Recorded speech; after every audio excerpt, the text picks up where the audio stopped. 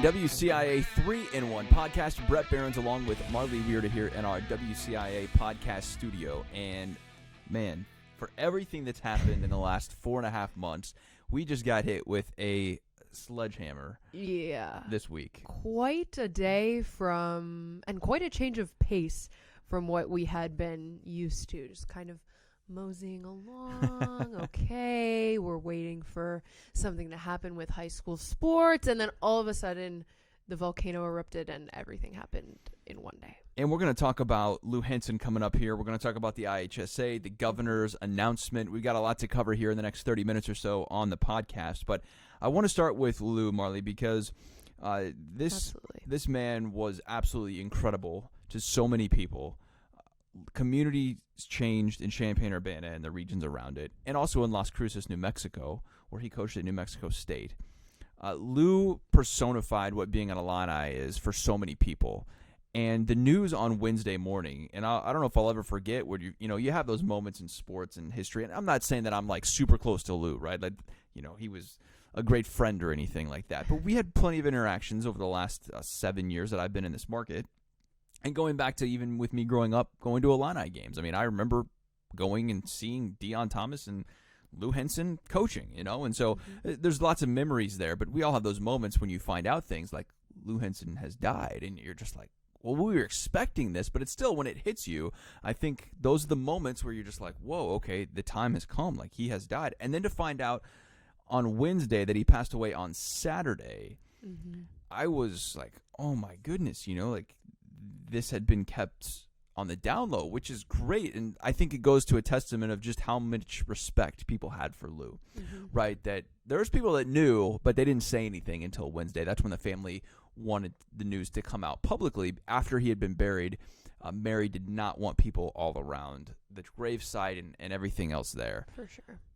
I mean, you didn't know who Lou Henson was until you moved to this market, right? And so, like, I'm just curious from your perspective, what you've seen from people around and like what sense you've gotten about how much Lou meant to everyone. Yeah, and I think that's exactly what I got, because obviously moving here, learning about Illinois basketball and the history, I knew of Lou Henson. I knew he was a big deal, but I think by his passing, that just magnified in my eyes the kind of person that he was.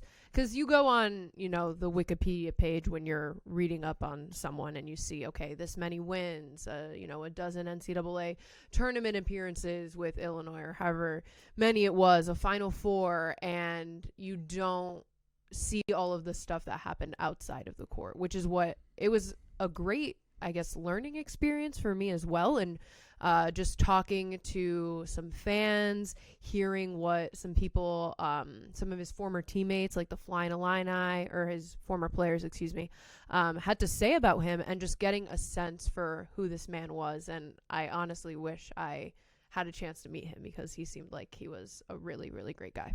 And for everything that he did on the court, right? It's what he did off the court that I think everyone remembers most. Yeah, the wins are there, 779. I mean, almost 800 wins. It's incredible when you think about that over a 41-year Hall of Fame career. The National Collegiate Basketball Hall of Fame, we were covering that in Kansas City back in 2015. When Craig Schote was there in KC when he was inducted into that. And so all of these moments, and we've heard from so many people in the last, 3 or 4 days here since his passing, of just what Lou meant to them. Everyone has a story, and whether it's media, which isn't always the case today, right? I mean, today I feel like the coaches as a whole, I mean, I'm not singling anyone out here individually, but like as a whole, I feel like today the coaches are more reserved. Like, and Twitter's to blame for that, social media, everything else, right? I mean, back in the day, Marlee, I've heard from Scott Andreessen and multiple people, who's our lead executive producer here, used to be a sports guy in the market. I mean, the practices were open. You could just go to practice. If you found something out, or you had an injury or a scoop or whatever else, it was just like common courtesy at Lou's practice that you would wait, to put that out. Right. Well, nowadays that doesn't happen, right? I mean, it's just a different era, and I get that. Yeah, it's the era of like PR and right, all exactly. that just kind of boomed. So, but it's just so different. I mean, Lou was the true gentleman. Like what you would hope you could be, right? I mean, I think that's how I'm going to remember him forever, is like he was the guy that I think everyone wished they could be, because he never cussed. He was so nice. That surprised me. I loved hearing those stories. I mean, some of his former players were saying, yeah, we heard him curse one time in our entire, 4 years, and it was the A word, but, like, even then we were surprised. Like, even when you stub your toe or something, you figured something. I mean, that's complete, like, 360 from what Brad Underwood is, because you hear that, vulgarity and profanity flying out. So I thought that was, like, a fun little anecdote from his life and what the kind of man he was. And it just goes to show, like you said, what kind of man that he was, the way he lived his life. And it wasn't just basketball, right? I mean, the way that Mary and Lou lived their life together, I mean, she was by his side constantly. I mean, he fought cancer for 17 years. I mean, to put that in perspective, I try and wrap my head around that, like a 17-year fight with cancer. I mean, just as happy as ever. That's incredible. He was at the Illinois basketball games, and then his signature orange blazer. Right. There was Mary right next to him, and they were happy as can be. And by all accounts, that's how it was their entire life, that they were together and married.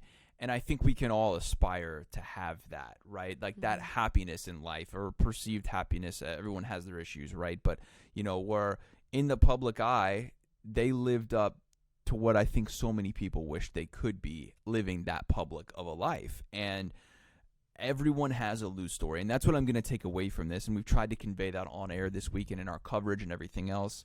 And in this podcast now, even, it's everyone has a Lou story. Everyone remembers an encounter with Lou Henson, because he was just that magnetic of a personality. Everyone wanted to be around Lou because he was so nice. He would listen. He would ask you questions. He would ask you, how's your family? Where are you from? All of these kind of things, and he wanted to know. And you got the sense that it was genuine. And I think there's something to that some people have it and some people don't, granted. Right. But I think there is more to it than just you either have it or you don't. I think you have to learn that. You have to practice that. You have to care. You have to be invested. And Lou was, and Mary was as well. And that is what I call them salt of the earth kind of people, right? And I feel like we need more of that. We need more of Lou and Mary Henson in our life. Just the salt of the earth people. I mean, they are what I think so many people want and need in a time like this in our world. We're more divided than ever, possibly. I feel like that's what we need. And so the world's going to miss Lou Henson. And 17 years, I mean, there's been so many times, even in just the 7 years I've been in this market, Marlee, where I've heard updates that Lou's not doing good. I don't know if he's going to make it, And then what does he do? He bounces back. Right. I mean, he was the consummate fighter in that sense. If you want to talk about a fighter, it's Lou Henson.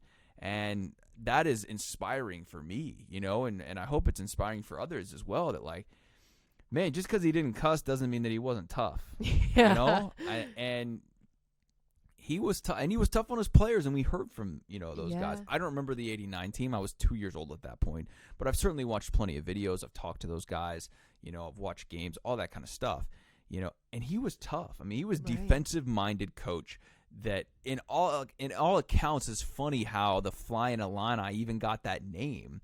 Yes, he had athletic players and everything else, and they were good, and, got up and down the court and all of that, but there was so much of Lou Henson that was also like stall ball, where they'd get a lead and they just play four-corner defense or offense or whatever and hold the ball for a couple minutes at a time or whatever else, and Lou demanded defense by all accounts. And so he was that hard-nosed, tough guy that people liked and people loved, and you wanted to play for Lou Henson. And so man, the world lost a good man, and I think we all knew that the time was near. It was coming at some point in the future, but until that actually hits, until you actually hear about it and you process that, and you just never know how you're going to respond. Right.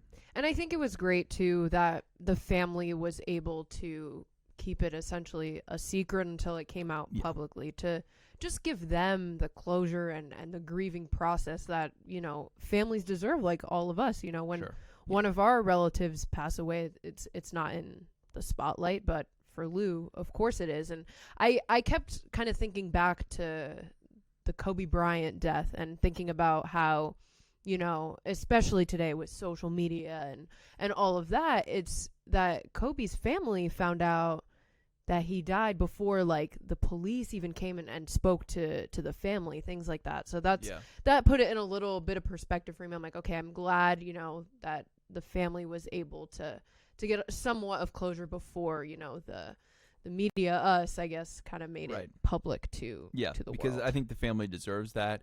It's not always how it works. And that's a great point. You know, people in the public eye don't always get that time to grieve privately and process and be with other loved ones before the media starts coming and knocking on the door and, you know, wanting this and that or whatever else. And so, yeah, that's really positive. Lou died at home very peacefully, and I think that's great as well. And he loves Champaign-Urbana, and Mary does too. You know, and they had 2 homes, one in Las Cruces here and one in Champaign here. But, you know, he loved his community. He loved Champaign-Urbana. He loved being around people. And, you know, I'm really glad, and, you know, when we reflect on this, that, like you say, they had that time that he died Saturday and it didn't become public until Wednesday.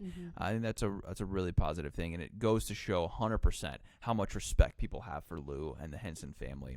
Because, Marlee, when they came here in the 70s, I mean, the program was not good. Yeah. They truly changed Illinois basketball, put it on the national map. The 80s were tremendous. I mean, you go back and look at the 80s for Illinois' 2 main sports, football and men's basketball. I mean, Illinois goes to the Rose Bowl in the early 80s. They get multiple bowl games. Illinois should have gone to a Final Four in 1984. That's the whole Kentucky conspiracy and all of that, where they played at Rupp Arena. And after that, the NCAA changed the rule to where you couldn't play NCAA tournament games on home courts. That's all from Illinois. I mean, you know, there's so much in there that Lou changed, and I don't think Illinois basketball would have been as popular. Possibly not, you know, if it hadn't been for Lou Henson and all the hard work he put in to change the program. So rest in peace, Lou. I think there's going to be a lot of people that miss you, but at the same time, you know, he can rest easy now in the fact that, you know, not fighting the terrible disease of cancer anymore, and sure to celebrate a life well lived. Yeah, and he certainly left a legacy. Lou Henson Court now in the State Farm Center, so you know, his memory will be carried on in some fashion as teams continue to play on that court. Sure, and the court's named after him, and if there's one guy to put a statue up outside of State Farm Center, I think Lou would be it. That's a good idea. At some point. Yeah, you know, I've heard that discussion in the past of who should have a statue, or D. Brown or whoever else, but, like, you know, if there's one guy through and through that defined Illinois basketball, it's Lou Henson, and I think his name's ever going to be etched there, you know, in the history books for Illinois. So, all right, moving on. No easy transition to this, but let's move on to the IHSA, and it comes out with its plan to return to play and move forward with schedules this fall, and we're finally to a point now, Marlee, where we can look forward, start to plan, start to say, okay, what are the details here, and let's get you know, into the nuts and bolts of this, so to speak, of how the plan is going to play out, because we've spent so much time the last 4 months thinking, is there going to be football? Are we going to have sports not only this fall but for the whole school year? So many unknowns, so many question marks. And so the day started on Wednesday with this press conference from Governor Pritzker, and this was, by all accounts, a press conference bomb, you know, out of nowhere, a news bomb, maybe even surprising the IHSA. There were some conflicting reports out about that, but Governor Pritzker announcing that youth and recreational sports for adults are going to be restricted starting August 15th. We're going to have more restrictions. My volleyball league. Your volleyball league is going to be based upon different levels now of being able to play, and so volleyball falls into a medium category. Here, you've already looked it up, I assume, because you wanted to know for your recreational league. Well, it's okay. We've kind of been playing some underground underground volleyball, huh? All right. Is it sand volleyball or beach volleyball? I guess, well, it's not really on a beach, so we'll call it sand. Beach is a loose term used here in Central Illinois, Marlee. So, yes, Florida it girl. is very much Sand. Okay, we'll call Outdoor. it sand volleyball, not beach volleyball. It's under a medium category, and so I don't know about you, but I was confused as could be after the governor pretty much writes an obit for all of sports in Illinois, comes out and calls out Tuscola by name, which got Andy Romine heated. Man, when Tuscola does not have the football team doesn't have any positive cases according to football coach Andy Romine. Yeah, and the governor still calls him out anyway. Exposed this because I spoke to Andy Romine when that reported on that on Sunday. Yeah, the news. Essentially, what happened is there were some football players working a summer job where somebody there had tested positive. None of the football players tested positive. None of the other teams had any positive reports. They just said, okay, better safe than sorry. We'll wait till the tests come back and we'll cancel practice for the time being. And then Governor Pritzker is like, we don't want the same thing to happen that happened at Tuscola. And Andy Romine was like, what? Nothing happened. Yeah. So what the heck's going on here? He's like, we did what was right. We just were safe and canceled practice and whatever it may be. And then Pritzker is like, oh no, Tuscola. Yeah, calling them out. I mean, and putting them in the same category as Lake Zurich, which did have a huge outbreak. That was like 30 kids. And meanwhile, I've heard more than that. Almost 40 in that sense. So I was confused as could be here when we're listening to this live in the newsroom that Pritzker wants to put it out by levels here. So in level 1, only no contact practices and training allowed. Level 2, intra-team scrimmages are allowed with parental consent for minors, but there can be no competitive play. In level 3, intra-conference, intra-EMS region, or intra-league play is allowed. What? And there may be state or league championship games allowed for low-risk sports only. Level 4, tournaments out of conference league play and out of state play are allowed. Okay, so we have levels here. Lower risk sports can be played at levels 1, 2, 3. Medium risk sports can be played at levels 1 and 2. And higher risk sports can be played at level 1. Are you confused yet? I have no idea what the heck any of this means. Obviously, if you break it all down and the devil's in the details, you start to go along here. But, the higher risk sports such as football, hockey, wrestling, medium sports, we mentioned volleyball, flag football or 7-on-7, basketball in that, and then lower sports, baseball and cross country, gymnastics, softball, track and field, tennis, and so on. And so, all this drops at noon on Wednesday. We were already expecting the IHSA announcement on releasing its plan for the fall and the schedules at 2 o'clock. But these things conflict. I mean, at some point, it's like, okay, well, who's in charge here? I think it's a terrible leadership aspect of like, okay, well, the IHSA's turned over everything to the governor. Mm-hmm. Well, then why wouldn't the governor just announce this? Or why wouldn't they announce it jointly, right? Like, why wouldn't you have Craig Anderson there with the governor to announce this? This was a huge deal. Everyone's invested in this. Mm-hmm. Everyone wants to know about the IHSA because these plans by the governor include the IHSA. Right. It's recreational and youth sports, and the youth falls under the IHSA. And that's a question we had back in April or May, end of May, when they first released some youth sports guidelines. I said, are high school sports youth sports? Well, now Governor Pritzker is saying that they are. And so I just thought the whole thing was kind of like, well, who's leading here? Who's in charge? Okay, that's fine if the governor wants to announce this, but then why isn't the IHSA going to announce it at the same time? Or are they 20 minutes later? Are they together in this? I don't know. It just even seems like they're not communicating with each other. Like, and that's not what Craig Anderson said later on. He said they were aware of it. Whatever else. They got a text. I read also as well that Craig Anderson got a text before Governor Pritzker announced this, that there was some confusion. I mean, I don't know who to believe here, okay? I haven't talked to Craig Anderson about that personally. But I do think that it just doesn't give off the best look, in terms of, where we're at on this. And so, I don't know. Yeah. Then the IHSA is supposed to announce at 2 o'clock its plan. That doesn't come out till after 3 o'clock. So we're waiting for an hour. The IHSA website crashed because God knows how many people were on that thing. Yeah. I know I was clicking refresh 100 times and it was 10 minutes, And so the website crashes. The email finally comes out after 3 o'clock. And we find out that there will be sports this fall. Not normal sports. Football will be delayed to the spring along with boys soccer. And volleyball for girls are all going to the spring. They're essentially creating a 4 four-season calendar here Right. for sports. And they're going to try and pull this thing off. Boys and girls golf, girls tennis, boys and girls cross country, and girls swimming and diving will all stay this fall. And that's fine. Right. That I makes think sense. that's what we had predicted all along, Hope because we for. were, right. We were anticipating, I mean, at least I was on Wednesday, I thought fall sports were just going to be canceled across the board. But, a lot of people were saying, well, why not some of the socially distanced sports? Why can't, they be practiced or played in the fall? And I think that's kind of what we're getting. So no surprise there with the fall, I think. No, because why can't you play golf? I mean, it makes Exactly. sense. Golf courses are And open. They should be able to. Go out and play golf. Tennis, that doesn't. Why should there be restrictions on that? It doesn't necessarily make sense. Mhm. Boys and girls cross country, sure. There's going to be some differences. We talked to St. Joseph Ogden cross country coach and track coach Jason Retz this week, and he's like, "Hey, look, we already go to a meet that is staggered starts. Usually in cross country, you just line everyone else up at the same time and say go. Whoever wins is the winner. But they can switch that up. Things are not going to be the same. I think we knew that even if there was going to be high school football this fall, it wasn't going to look the same. Yeah.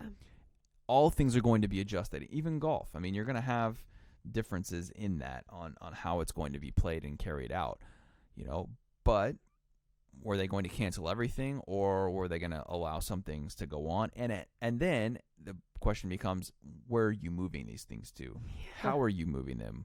When are they going to be played? That type of thing. So the things that we do know right now, teams will play shortened regular seasons in all 4 seasons, essentially, fall, winter, spring, summer. And the state series or tournaments are not going to be guaranteed.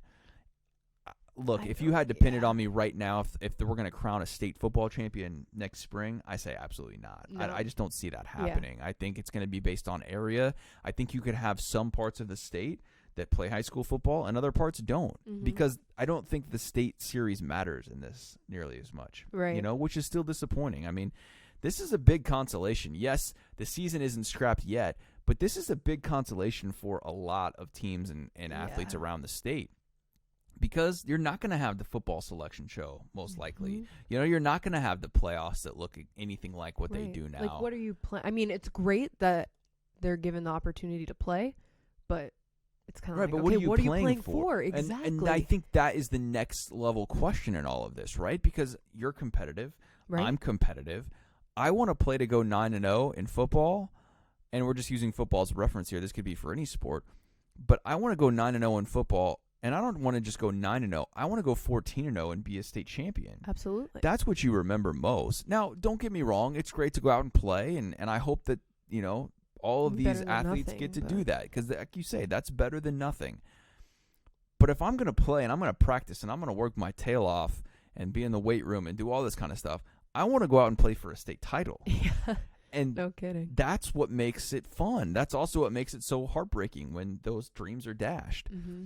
And for a lot of high schoolers, that's it, because realistically, not everyone's going to play at the next level. Not everyone's going to play The percentage Division is so I low. football. So in that's a realistic goal for most high schools, that they want to go and achieve a state championship or go to the playoffs. And now it's kind of like, all right, we'll just play for fun. We'll see. And I'm not trying to be negative here. I'm really not. I'm so happy that, as of now, everyone is going to get a chance as of now. But I still have some major reservations here, Marlee, that basketball and wrestling especially are going to start the November winter. 16th. I know. just have a hard time believing that. And what's that going to Especially- look like? Yeah, because I feel like there really hasn't been much progression with this whole pandemic. If You know, anything, it we're seems- regressing right now. Yeah, it seems like we're just in the same cycle of like, okay, let's open things back up and then close them back down. And then let's try to do this. Oh, but then it's too much, so let's go back to the old way. And we're just in a cycle and a cycle. And if that's been continuing for as long as it's had, November seems... I think it's coming up a lot quicker than we think. Right, and especially for these sports that the governor, deems a high-risk sport. Now, basketball is a medium. Yeah. Is basketball indoors that much different than, I don't know, hockey? Like, at least in hockey, you have a protective mask on. Right. You know what I mean? Yes, football obviously is a huge high-risk sport there, but, I don't see basketball any different than, some of these things that are on the high-risk sport, category here. Yeah. I just have a hard time believing that, hey, this is a great step, don't get me wrong, but by November 16th, which is supposed to be the start of the quote-unquote winter sports, that we're going to be fine here, and I don't know. We'll see. I mean, I hope I'm wrong in that. I hope I'm wrong that when football is supposed to start on February 15th, which is going to take some getting used to there. Oh, my gosh. You know what I mean?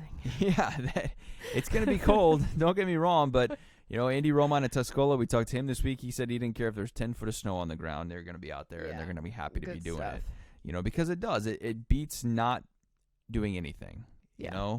I do agree with that. But the first game is supposed to start March 5th, I believe, for the contests in that for football. So, there's still some cold days early March, don't get me wrong, but there's also some nice days. And if we can have spring football and it gives us something to talk about as well, gives the athletes an opportunity and a chance, then, hey, I'm all for that. But, we'll see. I'm super hopeful that, by February 15th, we'll be talking about the first day of high school football practice, and that we'll be in the running again for a Big Ten title for Illinois, for basketball. That would be a lot of fun. And that would be a crazy spring. I mean, just absolutely It'll be nutty. high school football. What a 20 let's just say all of this stuff happens, okay? And that by next February the pandemic is contained. Yeah. We're doing okay. There's a vaccine, right? Okay, which maybe. I mean, who are we sitting here on the last day of July, I can be optimistic that there'll be a vaccine by February. Now, how widely spread it'll be or, available, I don't know. But we can be hopeful for that, okay? Think about the 2021 calendar year for us. I mean, of everything that's going to happen here with high school football moving to the spring, who knows what's going to happen with college football, okay? If we had college football in the spring too, what a crazy time that would be. Illinois basketball, if Kofi comes back, and we'll find that out on Monday. If Io comes back, don't expect that. Kofi's even in question now whether he's going to come back. I don't know. You combine all of that within the high school calendar moving into the summer, because baseball, softball, track and field, girls soccer are the teams that we really cover here, in our area. They will now be played May 3rd through June 26th. So you combine all of that, we're into late June there, which maybe could be delayed because Craig Anderson, the IHSA executive director, said, once again, this is all subject to change, right? This is great we have this document here today, but at the end of the day, it doesn't really mean a whole lot other than we have a plan for right now. That plan will most likely change. I mean, if I had to put some odds on that, I'm saying 95% that this will change. Oh, for sure. In a large way, by even a month's time from right now. Yeah. But by, the end of June, we're still playing these summer sports. And look, I get it. I feel bad for these summer sports because these summer sports, the spring sports traditionally, are getting the shaft on the season here and how long the season's going to go compared to some of these other sports. Right. They got the way short end of the deal here, May through June 26th. I mean, why can't they be playing into July? I don't really understand that. And that was a question that was asked to Anderson on the media call earlier this week. But, that's to the end of June. And then are we going to turn around and resume as normal? August and go back to normal? I mean, maybe I don't know. we'll have a break there in July, but... I mean, what a treat for us, I guess. At least we'll have content in the summer, which we usually don't. But, we're maybe this will make up for all the time that we've been sitting here. Illinois is supposed to go to Ireland in next August. Start their season again. I don't know. I mean, there's so many question marks still going forward. And so that's what I just want to pause people with. It was like, they're so excited that we have a plan. Yes, and I am too, that now we're at a point here, at the end of July, on July 29th, where the IHSA comes out with its plan. But things are going to change, and that's the part that I just tread lightly with caution into all of this, is because it's going to change. There's going to be differences. There's going to be things that are going to be more bumps in the road as we go along here. And there's a great chance still that we're not going to play high school football, for the calendar, what would be 2020, fall of 2020 year. And there's certainly more to the IHSA sports than football, but that carries so much weight around this area. So most definitely. I don't know. We'll see. We can We be certainly hopeful. will. Yeah, that's all we can do at this point. At least we know that there's a plan in place that all sports will, as of right now, be able to be played, which Sure. is so much better than the news that I expected that everything was going to be Yeah, straight up canceled. I Because I was completely not expected that. confident. I was not confident. I thought at this all. fall they were going to just completely not Right. play. I don't know about the whole school year because I think that's way too much to Right. call in July. But I thought for the fall all sports would be off. Yeah. They just couldn't do it, and I thought they would go with an all or nothing approach. I really Absolutely. did. Me too. So, I don't know. We'll see. I just hope, right? I hope We for these hope. kids because I just feel for them, and we've talked about that in the past, being in that position, being told you can't play, Yeah. that sucks. There's no way around that. That just sucks. Yeah. And so, yeah, it's tough too. I can imagine for like younger kids to process, because when you're just starting high school, you're what, 13, 14 Yeah. years old. I mean, we're adults, barely, I guess, but adults. And we understand it, but I can't imagine for a high school student or even some of the middle school kids that had their season. I mean, they don't even get to play because the right. elementary As of right school now, IHSA is off. they canceled their sports. So a 10-year-old kid, mom has to tell you that you can't play soccer this year. You're like, what? Right. Why? It's and I can't imagine. And that's the tough part. I think the other tough part, at least for football, and I don't just mean to keep relating back to football here, but It's a good example. when you've got states around Illinois that are playing football, Indiana going on as planned, Missouri making a few adjustments there, Kentucky going on as planned, Iowa's playing state series softball and baseball right now. Yeah. High school sanctioned. They haven't stopped essentially, other than the couple of months there Right. from into March and into April, early May. And so I get it. That's difficult. Ohio I saw is going on as planned today. Man, when everyone else around Illinois is playing and the governor's stepping in and saying, you can't play high school football this fall, that sucks. And that's where I think that's some the people frustration. are considering even moving. Yeah. So and I that don't their blame 'em. kids, I mean, if you have a potential, 5-star recruit or a future Division I athlete and they can't play sports and they don't have any tape to show colleges, what do? You cross or the you want state more line. offers, right? Let's say you have a couple of offers Right. from mid-major schools and you think you're a high-major candidate. I don't blame you for moving. I mean, are you willing to move? And if your family can do it, I think that's great. Yeah. But if your family is willing to move to a state that's playing football because you're an incoming junior, which would be kind of where I pin it at, right? Like, Yeah, that's a big recruiting. you got to be able year. to, like, by junior year or going into your junior year, I think most people realize, hey, I'm going to play college sports or not, right? You're either good enough or you're not at that point. Now, there's exceptions, certainly. But I think for most kids, you figure it out pretty quick. I'm either hearing from colleges or I'm not, And maybe an incoming senior too. But if you're willing as a family to move, to sell your house, find new residents, whatever else, for a potential $150,000 scholarship at a big-time university, if it's all paid for, that's a gamble that, why wouldn't you be willing to take if you can get your college paid for completely and you can get a full-ride scholarship just so your family can move?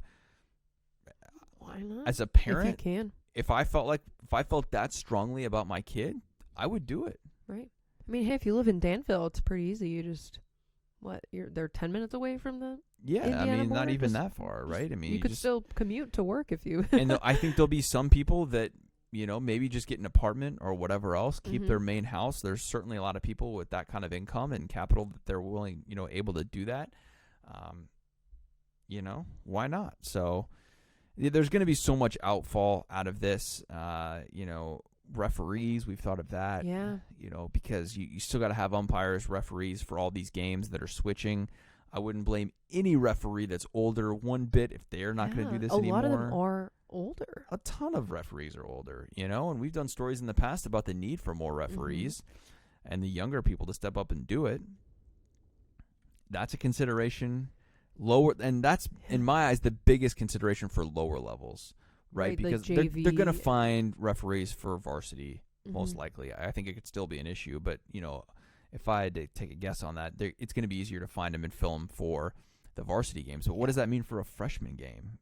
I mean, that's going to play a difference in that. You're going to have possibly no fans or very limited fans. Who do you invite in, type of thing? I mean, I'm even thinking of, so if they have it, at the cap that's set at 50 people maximum in a building. Let's say it's a Friday night, full court Friday. We're going to film our basketball game, and it's already at 50 people. What, we can't go in? I guess not. Sure, and I hadn't really thought about that, but I think it said 20% was the updated number. Right. But what if they're at that capacity, I don't know if that 50% applies to that. Or not 50%, I'm saying or 50. 20%. 50 people, 50 right? 50 people, yeah. I'm pretty sure I read that on here. That it was 20% for indoors and outdoors, which outdoors even makes it tougher. I mean, you have some football fields around the area, Marlee, where you could social distance and be outside. Absolutely. And just be around the football field or whatever else. So you can even bring your cars and park. Some of them do that already. Maybe the biggest thing we need to take out of all of this does not apply to professional or college sports as well. I think that's an important factor there with Illinois. I want to say I read 20% for indoor and outdoor. It could be different outdoor, but that would change that 50-person limit. I don't know. We'll see. Fingers crossed. What a crazy week. I'm glad it's Friday. Yeah. Maybe we can reprocess next week a little bit. Wednesday was just a hell of a day, and it's I always joke an all-timer. That's kind of my joke. It was today was another all-timer. I've had probably 9 or 10 all-timers in my decade career in this business. Wednesday was one of those with just 2 huge news-breaking stories. Well, we've had 2 all-timers in just this past year, going back to March. Right? That was a crazy 12, day. That was an all-timer, and then a couple months later. Yeah, man. I hadn't really thought about that. 2 all-timers. That we've had 2 here in March 12th, and then July 29th. Yeah. Crazy. Man. Then all-timer for me is defined by there's a crazy amount of work, but then the stories as well match that. You know what I mean? You can't make this stuff up. That's usually what I say, right? You just can't make this stuff up. I mean, what was your first all-timer? You can't. Probably working here. Cliff Alexander was a big-time basketball recruit from Chicago, and he hat faked. Oh, yeah, I've seen this video. Where he picked up the Illinois hat and then threw it back down and put on the Kansas hat. Yeah. And I was up there covering that with former sports director Matt Wetterstein. Illinois Nation freaked out. Yeah, my favorite are the reaction videos from people watching the commitment ceremony. It was on ESPN. Just freaking out. That was probably my first all-timer. I was like, whoa. Yeah. What just happened? Because for a split second, I was like, he's picking up the Illinois hat. Yeah. He's coming to Illinois. And then he didn't. Yeah. That was probably my first all-timer at WCIA. Before that, I don't really remember as much on the 3.5 years I was at WSIL, but I'd have to think about that for some more. Yeah. Craziness. Well, it's Friday, Marlee. It's Friday, and I think we're tired. We all deserve a weekend, a cold drink, a beverage, and a chance to regroup going into next week. Absolutely. All right. Well, anything else you want to add? That. Well, I don't know. The Marlins might ruin baseball for. See, there you everyone. Go. Florida ruining everything. Of course, it's Florida. Marlee. They continue to give us a bad reputation, and I would just like to say, because I am a Florida-bred individual, I do not claim the irresponsible people that are ruining a lot of things for us, or the people that, I don't know, ride alligators. I don't associate. Oh wait, on you that don't do that on level your of off days? Or that, I don't know, lasso boa constrictors, and I don't know. What is that? What do you think of when you think of a crazy Floridian? Oh man, because I think wrestling alligators. Yeah, and, that'd be all right. All you cool cats and kittens. All you cool cats and kittens. Carol Baskin. That seems like such a different era of the quarantine, doesn't it? back when we were It was talking April of about quarantine. Tiger King. Wow. Tiger King. How about that? When I think of Yeah. We think of Florida, April, which isn't even yeah. Florida. That's Oklahoma. But Yeah, I mean, well, no, part of it was in. Carol was in Florida. Yeah, she was in Florida. I don't know. Did she kill her husband? Hey, not for me to decide. Not for me to The question of the year. But probably. Did Carol Baskin kill her husband? 2020, man. We're gonna chalk it up to that craziness in this year. Can we just fast forward now? We're done with July. Today's the last day of July already. Yes. Moving on into August. We're almost 5 months into this thing, into this Wow. quarantine life. It went by fast, but yet I feel like no time has passed. Do you feel that? Yes, 100%. Yeah. I'm like, oh, wow, we're already here, but I don't know. It's weird. All right. Well, here's to the next, 5 months of the year. Hopefully it's better than the first half. We're going to hope so. Heading that's for into sure. halftime now. We're going to come out in the second half. Smelling like stronger than roses. ever, hopefully. All right. That's going to do it for the WCIA 3-in-1 podcast from Marlee, Wierda. I'm Bret Beherns. We'll do it again next week right here in the podcast studio.